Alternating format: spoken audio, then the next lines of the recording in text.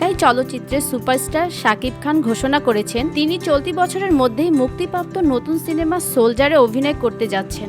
এই সিনেমায় শাকিবের সঙ্গে জুটি বাঁধতে যাচ্ছেন দুই নায়িকা, অভিনেত্রী তানজিন তিশা এবং মিস ওয়ার্ল্ড বাংলাদেশ খ্যাত জান্নাতুল ফেরদৌস ঐশী। সূত্রের খবর, দুজন নায়িকার সঙ্গে আলোচনা চূড়ান্ত পর্যায়ে রয়েছে এবং আনুষ্ঠানিক চুক্তি সম্পন্ন হবে।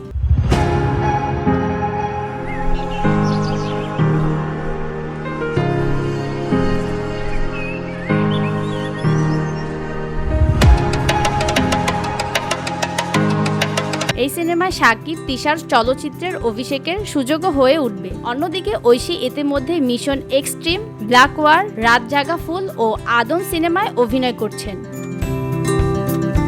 চলতি মাসেই সিনেমায় শাকিবের দেখা যাবে রাষ্ট্রীয় গোয়েন্দা সংস্থা সাবেক এজেন্ট হিসেবে, যিনি দেশের জন্য একের পর এক দুঃসাহসিক মিশন সফলভাবে সম্পূর্ণ করেন।